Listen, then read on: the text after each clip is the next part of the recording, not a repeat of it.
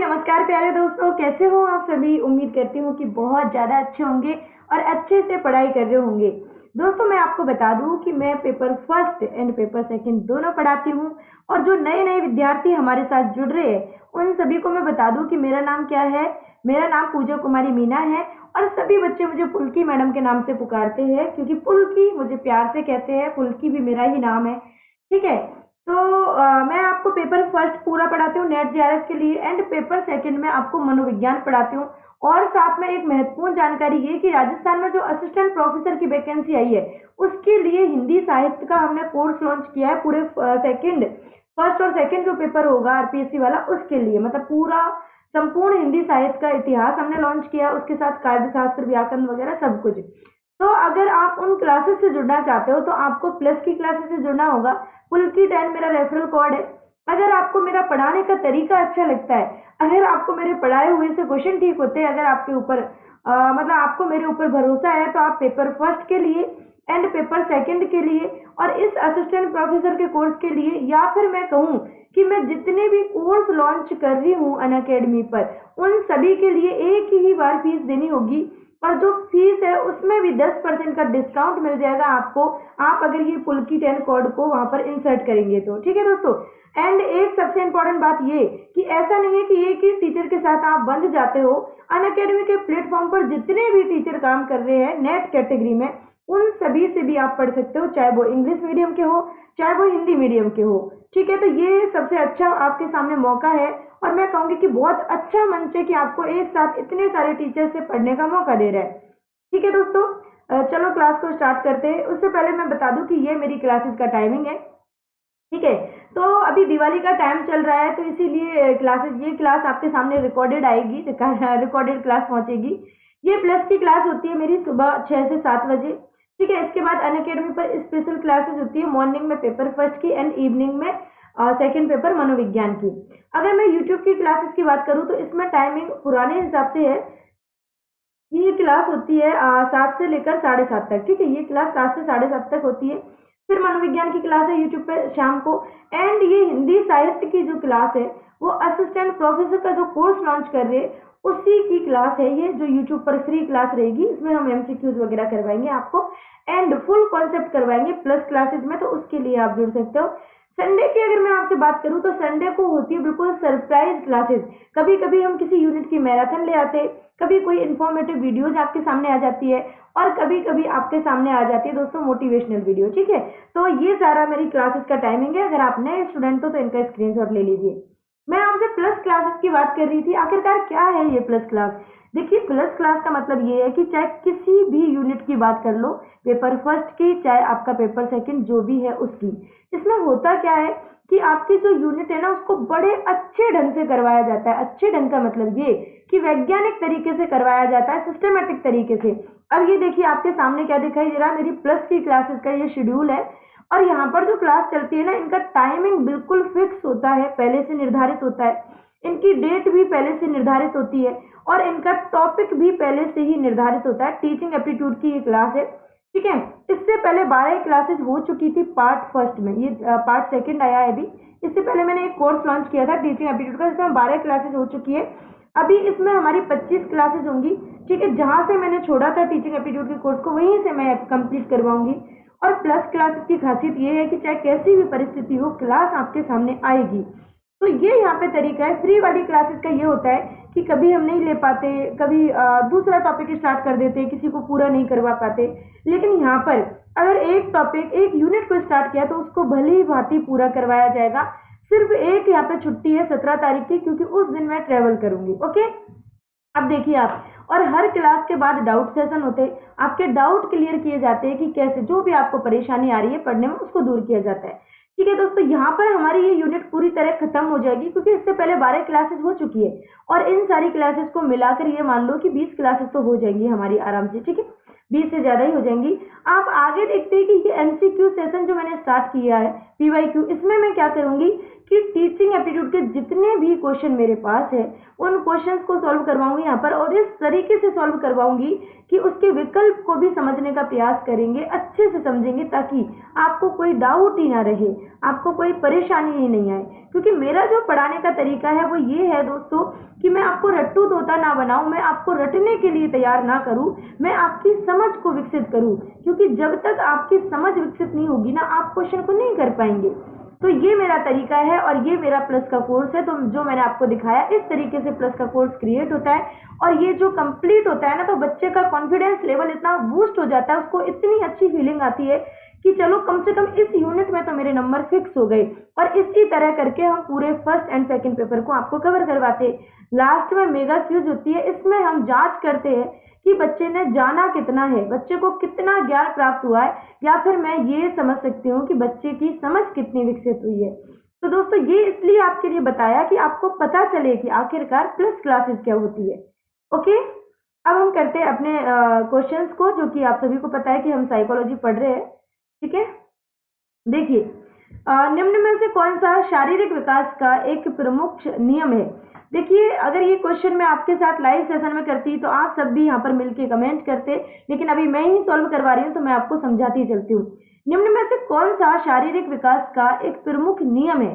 देखिए, मानसिक विकास से भिन्नता का नियम, अनियमित विकास का नियम, द्रुतगामी विकास का नियम, कल्पना और संवेगात्मक विकास से संबंधित नियम। सारे के सारे तो नियम ही है, लेकिन शरीर से संबंधित, शारीरिक विकास से संबंधित नियम कौन सा है। तो दोस्तों यहाँ पर आपका जो राइट आंसर हो जाएगा, जो बिल्कुल सही उत्तर हो जाएगा, वो हो जाएगा दोस्तों अनियमित विकास का नियम। ठीक है, क्या? अनियमित विकास का नियम। ओके दोस्तों, ठीक है, इसमें आपका बी उत्तर बिल्कुल सही है। अगर आपको कोई डाउट रहता है, कोई समस्या रहती है, तो आप कमेंट करें, ठीक है, ताकि आपके कमेंट को पढ़कर मैं आपका उत्तर दे सकूं। दूसरा जो क्वेश्चन हमारे सामने आया है मेरे प्यारे दोस्तों, वो ये है कि किशोरावस्था तूफान और संघर्ष का काल है। दोस्तों बिल्कुल, ये जो किशोरावस्था है ना, देखिए आपको जब आप नेट जेआरएफ कर लेंगे तब आप क्या करेंगे, आप बड़े बच्चों को पढ़ाएंगे, छोटे बच्चों को पढ़ाएंगे। ठीक है, छोटों को नहीं पढ़ाएंगे, माफ करना, नेट जेआरएफ के बाद आप कॉलेज लेवल के बच्चों को पढ़ाएंगे जो किशोरावस्था में होंगे। तो आपको मालूम होना चाहिए कि इस किशोरावस्था में क्या परिवर्तन होते हैं, किस तरीके से इसमें काम होता है, और कैसे यहाँ पर मतलब कि बच्चों को समझा जाता है, उसके संवेगों को स्थिर किया जाता है। तो दोस्तों ये तूफान और संघर्ष की अवस्था होती है। यहाँ पर तीव्र गति से संवेग आपके अंदर आते हैं, और जितनी तीव्र गति से ये संवेग आपके अंदर आते हैं, वो शांत भी उतनी ही जल्दी हो जाते हैं। लेकिन जब संवेग, एक बच्चे में जब संवेग आते हैं, तो उसको हित अहित का बिल्कुल भी अंदाजा नहीं होता है। उसकी स्मरण जो शक्ति होती है, ठीक है, वो एक तरह से क्षीण हो जाती है, कमजोर हो जाती है। तो दोस्तों किशोरावस्था को तूफान और संघर्ष का काल किसने कहा। आपसे यहाँ पर ये पूछा है कि तूफान और संघर्ष का काल तो कहा जाता है, लेकिन किसने कहा, हरलॉक ने, गैसेल ने, स्टेनले हॉल ने, या वुडवर्थ ने। यहाँ पर ऑप्शन उल्टे सीधे हो गए, लेकिन आप अच्छे से समझने का प्रयास करिए कि इसका जो सही उत्तर है वो क्या है मेरे प्यारे दोस्तों, स्टेनले हॉल। क्या है? स्टेनले हॉल इसका सही उत्तर है। ओके, ठीक है दोस्तों, चलो नेक्स्ट क्वेश्चन पे चलते हैं। देखिए नेक्स्ट क्वेश्चन आपके सामने है कि किशोरावस्था वह काल है, कैसा काल है दोस्तों, और किसकी बात हो रही है, किशोरावस्था की बात हो रही है। किसकी? किशोरावस्था की बात हो रही है कि ये वह काल है जिसकी विशेषताएं, देखिए लिंग से संबंधित, सामाजिक से संबंधित, ठीक है दोस्तों, व्यवसायिक से संबंधित, आदर्श से संबंधित, समायोजन का मतलब एडजस्टमेंट करना, ठीक है, समायोजित करना, और माता पिता पर निर्भरता से मुक्ति प्रदान करने की चेष्टा है। और बच्चा इस अवस्था में अपने माता पिता से मुक्ति चाहता है, उनके विचारों से जल्दी से एग्री नहीं करता है। ठीक है, तो ये माता पिता पर जो निर्भरता रहती है उससे मुक्ति चाहता है, उससे मुक्ति प्रदान करने की एक चेष्टा है। ये कथन किसने कहा है? देखिए यहाँ तक तो आपको ये बता दिया कि आखिरकार किशोरावस्था क्या है, लेकिन दोस्तों ये किसने बता दिया, ये बात कही किसने है, आपसे ये पूछी गई है। और जब भी इस तरीके का क्वेश्चन पूछा जाए, आप बड़े समझ के साथ इसको करना। यहाँ पर जो आपका राइट उत्तर होगा वो है दोस्तों, वो क्या है मेरे प्यारे दोस्तों, यहाँ पर कुहूलन आपका सही उत्तर है। ठीक है, नेक्स्ट क्वेश्चन पढ़ते, विकास शब्द में क्या निहित होता है। देखिए इसको आप समझ लो कि क्या पूछा गया है। आपसे पूछा है कि विकास शब्द में क्या निहित होता है, तो आप बताएं कि इसमें क्या निहित होता है। आप भी साथ साथ में अपने कमेंट कर सकते हो। तो देखिए दोस्तों, केवल संरचनात्मक बदलाव, तो ये केवल जो शब्द लिखा है ना, ये तो ऑलरेडी नेगेटिव में चला गया। मतलब ये केवल नहीं होना चाहिए, संपूर्ण हो सकता है। क्योंकि देखिए संरचनात्मक बदलाव, प्रक्रियात्मक बदलाव, या फिर दोनों संरचनात्मक और प्रक्रियात्मक बदलाव, या इनमें से कोई नहीं। अब सभी दोस्त इसमें बिल्कुल करेक्ट आंसर दे रहे होंगे कि मैडम यहाँ पर तो आप आंख बंद करके सी लगा दे। लेकिन आप ध्यान से सुने कि दोस्तों ये विकास क्या होता है, ध्यान से सुनने का प्रयास करें दोस्तों। एक होती है वृद्धि, क्या होती है मेरे प्यारे दोस्तों, एक वृद्धि होती है, और एक होता है मेरे प्यारे दोस्तों विकास। क्या होता है? विकास। ये वृद्धि में सिर्फ शारीरिक परिवर्तन होता है, जबकि इस विकास के अंदर शारीरिक, मानसिक, ठीक है, भौगोलिक, सांस्कृतिक, चारित्रिक, व्यक्तित्व का विकास, मतलब कि इसमें सर्वांगीण विकास होता है। ये कुछ टाइम पर जाकर रुक जाती है, लेकिन ये जीवन पर्यंत चलने वाली प्रक्रिया है विकास। और ये गर्भावस्था, देखिए ध्यान से सुनिए, यहाँ पर आप कई बार उलझ जाते हो। ये गर्भावस्था से स्टार्ट होता है और कब तक चलता है मेरे प्यारे दोस्तों? जीवन पर्यंत। कब तक? जीवन पर्यंत चलने वाली प्रक्रिया है। वहां जबकि वृद्धि की बात करें तो ये जन्म से स्टार्ट होती है और ये किशोरावस्था में जाकर खत्म हो जाती है। ठीक है, ये दोनों बात आपको समझनी चाहिए, काफी समझ पर आधारित ये चीज है। तो यहाँ पर जो आपका सही उत्तर हो जाएगा वो सी है कि विकास शब्द में संरचनात्मक और प्रक्रियात्मक बदलाव दोनों ही निहित होते हैं, दोनों ही इसमें शामिल होते हैं। ओके, चलो आगे चलते हैं। नेक्स्ट क्वेश्चन को पढ़े आप एक बार। सहपाठियों का दबाव जब सबसे अधिक प्रभाव डालता है तो उसको आप क्या कहेंगे? सहपाठी का मतलब क्या है मेरे प्यारे दोस्तों? सहपाठी का मतलब है कि आपके साथ में जो पठन कार्य कर रहा है। पठन का मतलब ये कि आपके साथ में जो पढ़ाई कर रहा है, आपके साथ जो पढ़ रहा है, तैयारी कर रहा है। अभी आप जैसे तैयारी कर रहे हो गवर्नमेंट जॉब की, उसी तरीके से आपके साथ तैयारी। और देखिए ये वाले जो क्वेश्चन है ना, ये क्वेश्चन ऐसे नहीं है कि कहीं से भी उठा कर ले आई हूँ। ये क्वेश्चन किसी ना किसी एग्जाम में आए हुए, चाहे वो आपकी रीट की एग्जाम हो, ठीक है, चाहे वो आपकी सीटेट की एग्जाम हो, चाहे मैं आपसे ये कहूँ कि ये एचटेट की एग्जाम हो, चाहे ये यूपी टेट की एग्जाम हो, चाहे ये एग्जाम हो किसकी दोस्तों? DSSB की, जिसको Delhi subordinate service selection board बोलते हैं, चाहे ये RPSC के फर्स्ट ग्रेड की एग्जाम हो, चाहे ये KVS की एग्जाम हो, चाहे ये NVS की एग्जाम हो, चाहे ये APS की एग्जाम हो। अब देखो जिस भी एग्जाम में मनोविज्ञान आता है वहां से हर जगह से यहाँ पर मैं क्वेश्चन कलेक्ट करके लाई हूँ। तो जब हर जगह से क्वेश्चन कलेक्ट करके लाई हूँ तो आप कह सकते हो कि ये सभी एग्जामों के लिए बहुत ज्यादा महत्वपूर्ण है। ठीक है, सभी एग्जाम के लिए ये बहुत ज्यादा महत्वपूर्ण है ये क्वेश्चन। ठीक है, तो आप यहाँ पे ये कह सकते हो। आगे देखिए, सहपाठियों का बदलाव जब सबसे अधिक प्रभाव डालता है तो उसको क्या कहेंगे? प्रारंभिक बाल्यावस्था, मध्य बाल्यावस्था, प्रारंभिक किशोरावस्था या उत्तर किशोरावस्था। जब किसका असर पड़ता है? आपके साथ में पढ़ने वालों का। तो दोस्तों आप यहाँ पे कर देंगे कि उत्तर किशोरावस्था। ठीक है, उत्तर किशोरावस्था यहाँ पे करेक्ट आंसर हो जाएगा। नेक्स्ट क्वेश्चन को पढ़े। निम्नलिखित में से कौन प्रारंभिक बाल्यावस्था अवधि के दौरान उन भूमिकाओं एवं व्यवहारों के बारे में जानकारी प्रदान करते हैं जो एक समूह के रूप में स्वीकार्य है?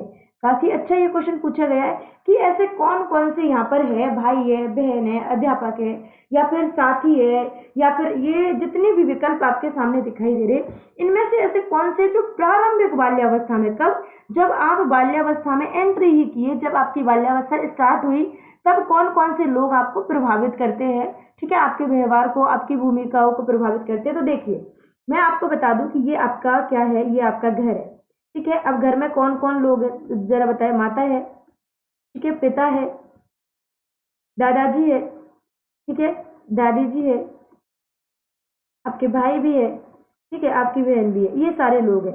अब मैं आपको बताऊं कि जैसे ही आप किस में प्रवेश करते हो दोस्तों, इस बाल्यावस्था में प्रवेश करते हो। बाल्यावस्था की जो अवस्था है, आप ये बताएं जब आप यहाँ पर हो, आप यहाँ पर हो, ठीक है, चलो स्टार बना दिया मैंने आपकी जगह। जब आप यहाँ पर हो तो क्या इन सभी लोगों से आप प्रभावित नहीं होंगे?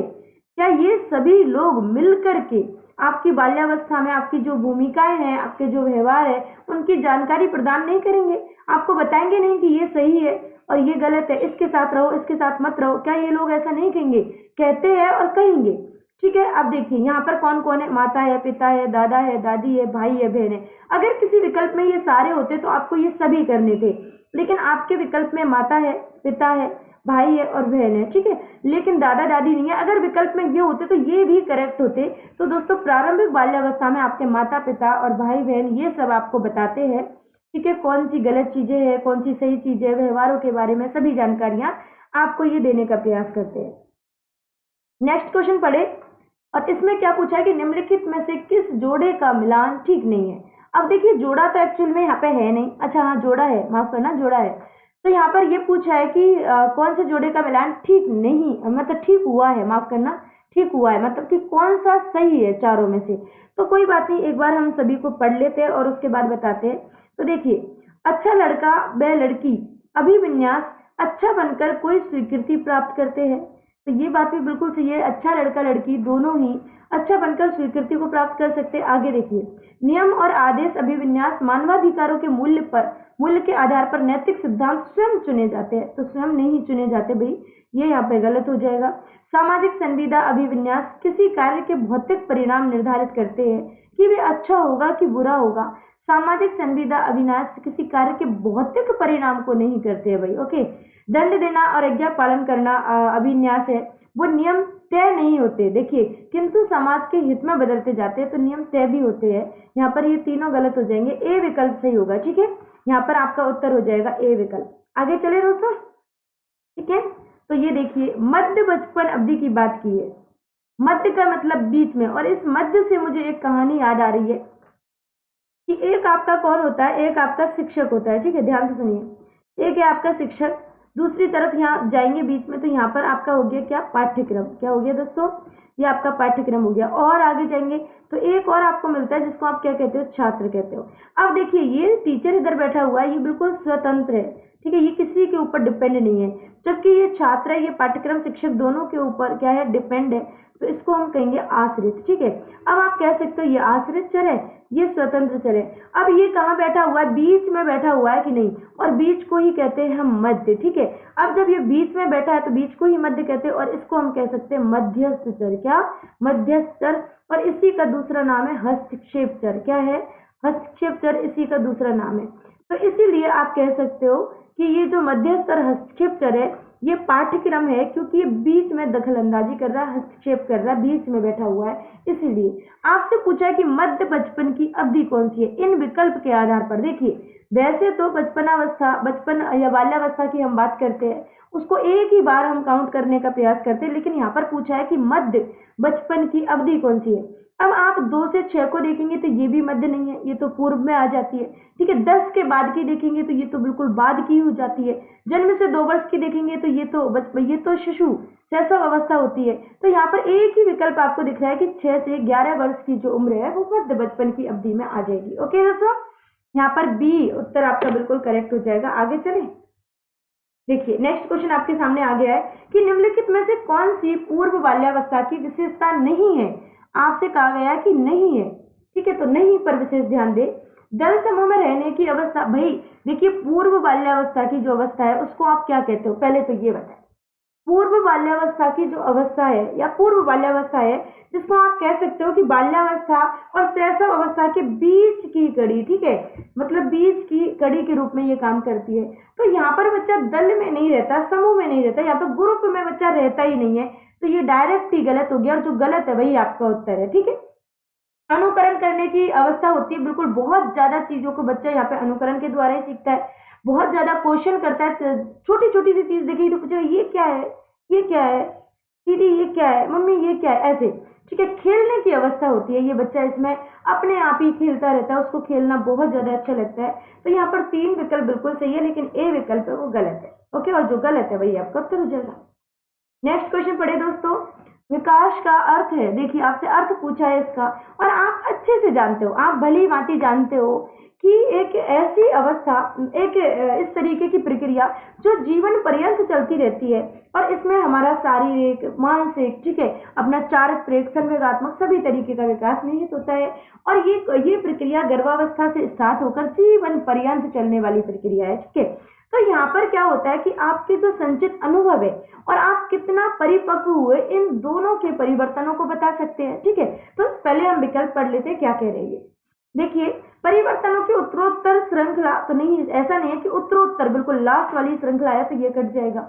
ठीक है, अभिप्रेरणा के फलस्वरूप होने वाले परिवर्तनों की उत्तरोत्तर श्रृंखला, नहीं बाबा, उत्तरोत्तर तो है ही नहीं। ठीक है, ये दोनों तो यूं ही कट जाएंगे, और दोनों ही एक ही जैसे लग रहे हैं मुझे विकल्प, ये यहाँ पर अनुभव और ऐड कर दिए।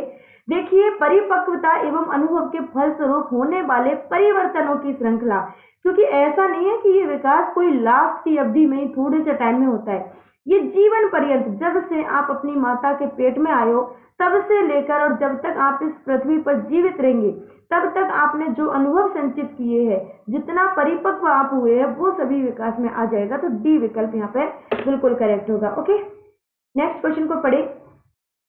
देखिए, विकास के संदर्भ में निम्न में से कौन सा कथन सत्य नहीं है।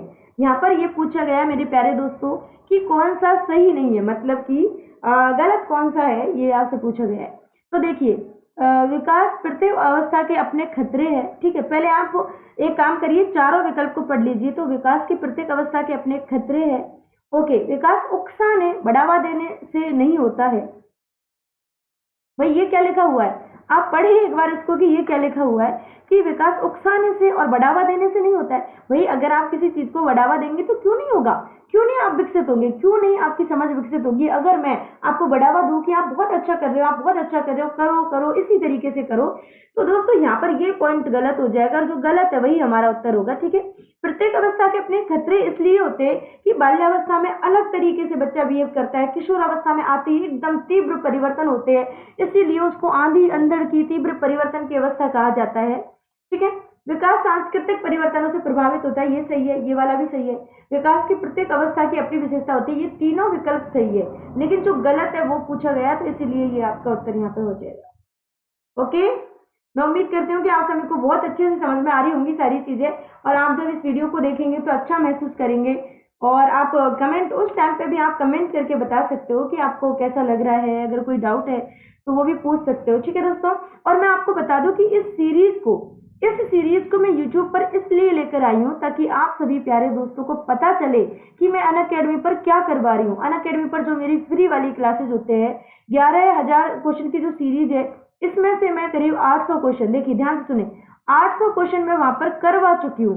और इन क्वेश्चन को पहले मैं डिटेल में समझाती हूँ, फिर 100 क्वेश्चन का मैं टेस्ट लेती हूँ। तो मेरा कहने का मतलब ये है मेरे प्यारे दोस्तों कि हम इतने अच्छे से इन सारी चीजों को अनअकैडमी, और मैं आपको बता दूं कि संपूर्ण 11,000 क्वेश्चन को मैं अनअकैडमी पर ही पूरा करवाऊंगी, यहाँ नहीं कर पाऊंगी। यहाँ सिर्फ मैं 100-200 क्वेश्चन आपको करवाऊंगी ताकि आपको पता चले और आप अनअकैडमी पर आओ, मुझे वहां आकर फॉलो करो एंड वहां पर इस पूरी सीरीज को मेरे साथ में देखो लगातार। ठीक है, तो ये सीरीज 1-2 दिन में यहाँ पे खत्म हो जाएगी, लगातार नहीं चलेगी, क्योंकि इसको मैं ऑलरेडी अनअकैडमी पर करवा रही हूँ। अगर आप देखना चाहते हो तो वहां आइए और मुझे फॉलो करिए और आराम से वहां पे इस सीरीज को देखिए। ठीक है दोस्तों, तो देखिए, सामान्य परिपक्वन के पहले प्रशिक्षित करना प्राय है। देखिए, प्रशिक्षित मतलब कि परिपक्वता से पहले ही आपको प्रशिक्षण देना, या फिर मैं कहूँ आपको प्रशिक्षित करना क्या है। तो देखिए, सामान्य कौशलों के निष्पादन के संदर्भ में बहुत लाभकारी है।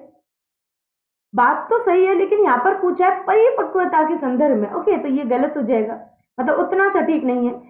कुल मिलाकर अरे भाई, हानिकारक तो बिल्कुल ही नहीं है। दीर्घकालिक दृष्टि से लाभकारी है, ये कह रहा है कि दीर्घकालिक दृष्टि से तो लाभकारी है, मतलब अगर दीर्घकालिक दृष्टि की बात करेंगे तो ही लाभकारी है, तो ये भी इतना सटीक नहीं है। लाभकारी हो या हानिकारक, यह इस पर निर्भर करता है कि प्रशिक्षण में किस प्रकार की विधि का प्रयोग किया गया है। दोस्तों, पढ़ते के साथ ही आपको अंदाजा हो गया होगा कि मैडम ये बिल्कुल करेक्ट है, यहाँ पर ये बिल्कुल सही है आपका उत्तर। ठीक है, और ये क्यों सही है, देखिए ये इसीलिए सही है क्योंकि यहाँ पर आपको स्पष्ट कर दिया गया है। ठीक है, पहले ही आपको यहाँ पर स्पष्ट करके बता दिया गया है कि आखिरकार इसमें पूछा क्या गया है और बात क्या है इसमें। और ये आरटेट में आया हुआ क्वेश्चन है, ये आरटेट में 2011 में आया हुआ क्वेश्चन है। यहाँ पर यह है कि लाभकारी हो चाहे हानिकारक हो, इस बात का निर्णय तो उससे होगा ना कि प्रशिक्षण में किस प्रकार की विधि का आपने प्रयोग किया, कैसे पढ़ाया, कैसे समझाया।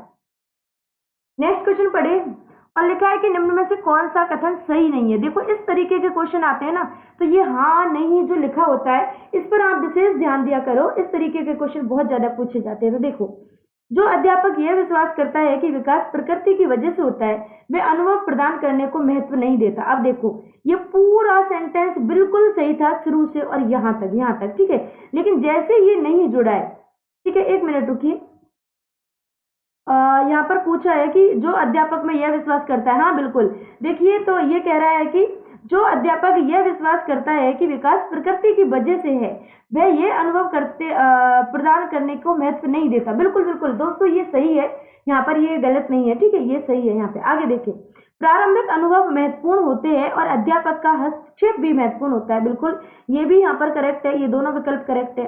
प्रारंभिक जीवन की नकारात्मक घटनाओं के प्रभाव से कोई भी अध्यापक बचाव नहीं कर सकता। तो भाई प्रारंभिक जीवन में चाहे कितनी भी नकारात्मक घटनाएं घटित हो ही हो, अगर शिक्षक चाहे ना तो शिक्षक के पास वो हथियार है, वो ज्ञान है, वो कौशल है, वो समझ है और वो समझ विकसित करने की उसके अंदर योग्यताएं हैं कि वो सारी चीजों को दूर कर सकता है। तो यहाँ पर ये नहीं लिखा है, इससे नेगेटिव होगी ये चीजें, तो ये वाला पॉइंट गलत है और जो गलत है वही हमारा उत्तर हो जाएगा। आगे देखिए, व्यवहारात्मक परिवर्तन के संदर्भ में विकास वातावरणीय प्रभावों के फलस्वरूप होता है। बिल्कुल। अब यहाँ पर ए और सी विकल्प में आप कंफ्यूज होंगे, लेकिन सबसे ज्यादा गलत तो सी दिख रहा है, तो ये ही यहाँ पे गलत होगा। ठीक है, जो अध्यापक ये विश्वास करते हैं कि विकास प्रकृति की वजह से होता है, वे अनुभव प्रदान करने को महत्व नहीं देते, वे अनुभवों को महत्व देते ही नहीं है, क्योंकि उनको लगता है कि प्राकृतिक रूप से अपने आप विकास हो जाएगा। ठीक है, तो ए वाला सही था, बी सही है, डी सही है, लेकिन सी सही नहीं है, और जो सही नहीं है ना वही हमारा उत्तर हो जाएगा। ओके, और ये क्वेश्चन भी राजस्थान में ही पूछा गया। देखिए, निम्न में से कौन सी विशेषता परिपक्वता को अधिगम से अलग करती है? आपसे ये पूछा गया है कि इनमें से ऐसी कौन सी विशेषता है जो इस परिपक्वता को किससे दूर करती है मेरे प्यारे दोस्तों? अधिगम से दूर करने का काम करती है। तो आप पढ़ ले एक बार मेरे साथ में। ठीक है, चलो हम पढ़ लेते। यह एक स्वाभाविक प्रक्रिया है, ध्यान से देखिए, यह अभ्यास पर निर्भर करती है, यह प्रेरकों पर निर्भर करती है, ये जीवन पर्यंत चलने वाली प्रक्रिया है। लेकिन यहाँ पर ये पूछा है कि परिपक्वता को और अधिगम को अलग करने वाली विशेषता कौन सी है। ठीक है, ये पूछा है। हालांकि यहाँ पर सारे विकल्प आपको बिल्कुल सही लगेंगे, लेकिन ध्यान से क्वेश्चन को समझे। निम्न में से कौन सी विशेषता, इन चारों में से कौन सी विशेषता है जो इस परिपक्वता को अधिगम से अलग करती है? ओके, अब आप यहाँ पे देख सकते हो मेरे प्यारे दोस्तों कि यह एक स्वाभाविक प्रक्रिया है। मेरे प्यारे दोस्तों, परिपक्वता और अधिगम दोनों ही स्वाभाविक प्रक्रिया नहीं है, यहाँ पर अलग अलग हो गए दोनों पॉइंट। जबकि देखो, ये अभ्यास पर निर्भर करती है, परिपक्वता अधिगम दोनों ही प्रेरकों पर निर्भर करती है, जीवन पर्यंत चलने वाली प्रक्रिया है। ये सभी विकल्प सही है, लेकिन यहाँ पर अलग करने का काम करेगी कि यह स्वाभाविक प्रक्रिया है। ठीक है, क्योंकि अधिगम धीरे धीरे आपके अनुभवों से विकसित होता है। ये हमारा लास्ट क्वेश्चन है इस सीरीज का। ओके, तो देखिए, विकास के बारे में निम्नलिखित में से कौन सा कथन सही है? अब आप एक बार पढ़े इनको, और मुझे लगता है कि ये क्वेश्चन हम थोड़ी देर पहले भी कर चुके हैं, लेकिन आप कर लेते हैं। देखिए, कौन सा सही है ये पूछा है। विकास भिन्न व्यक्तियों में भिन्न गति से होता है। हाँ, ये बात सही है, लेकिन आगे पढ़ लेते। विकास जन्म से, भाई जन्म से नहीं होता। मैंने आपको क्या बताया था कि विकास जन्म से नहीं होता।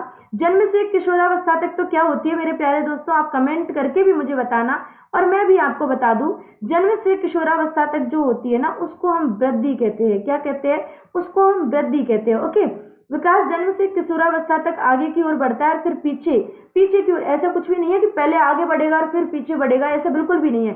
और ऐसा भी नहीं है कि बाद में रुक जाता है। तो ये बिल्कुल ही गलत हो गए दोनों ही सेंटेंस, बी और सी। विकासात्मक परिवर्तन एक सीधी रेखा में आगे जाते हैं, तो ऐसा बिल्कुल भी नहीं है कि सीधी रेखा में ही आगे जाते हैं। विकास तो एक चक्रीय प्रक्रिया की बात है, जो सर्वांगीण चहुमुखी प्रक्रिया जो चारों तरफ से होती है। ऐसा नहीं है कि एक ही सीध में ये होती जाती है। ओके, तो यहाँ पर ए विकल्प बिल्कुल सही होगा मेरे प्यारे प्यारे दोस्तों। अब मैं आपको बता दूं कि जो नया बच्चा है वो कैसे मेरी सारी क्लासेस को देखे, जो फ्री की क्लासेस मेरी अनअकैडमी पर चल रही है उनको। ठीक है, तो आप एक बार बने रहे क्लास में मेरे साथ, मैं आपको बता देती हूँ सारा। देखिए दोस्तों, मेरा नाम पूजा कुमारी मीना है और आप सभी दोस्त मुझे प्यार से पुलकी मैडम बोल सकते हो। ठीक है, अपनी दोस्त मान सकते हो। मुझे बहुत अच्छा लगेगा कि अगर आप देखो, एक टीचर को टीचर होने से पहले दोस्त होना चाहिए। और अगर देखिए, आप paper first and paper second की तैयारी कर रहे हो तो आप सारी फ्री की क्लासेस देखिए, कोई पैसा आपका नहीं है।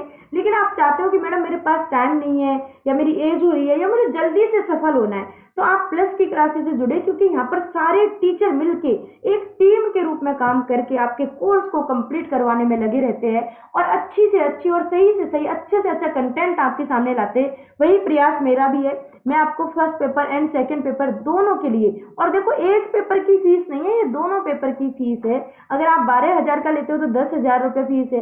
अगर आप 6 महीने का लेते हो तो 7.5 8 कुछ ऐसे ही है। ठीक है, इसमें आप जैसे कि ये पुलकी 10 लगाएंगे, 10% का डिस्काउंट मिलेगा, उसके बाद 10,000 है, वरना वैसे 11,500 है। तो आप चाहते हो कि जल्दी से सफल होना है, जल्दी से सक्सेस प्राप्त कर लेनी है, तो प्लीज इधर उधर ना भटके। फ्री की क्लासेस से लाभ मिलता है, इसमें कोई दो राय नहीं है, लेकिन इसमें सफल होने में टाइम लग जाता है, क्योंकि फ्री में जहां हम एक यूनिट को कंप्लीट करवाते, प्लस में ज्यादा यूनिट कंप्लीट हो जाती है सिस्टमेटिक तरीके से। तो ठीक है दोस्तों, और मेरी क्लासेस का टाइम टेबल आप देख लीजिए, ये क्लासेस का टाइम टेबल है, ये प्लस का शेड्यूल रहता है पूरा, देखो बिल्कुल सिस्टमेटिक तरीके से आप समझ चुके हो पहले ही। अब हम चलते हैं, मिलेंगे नेक्स्ट क्लास में, तब तक के लिए आप सभी को बाय बाय।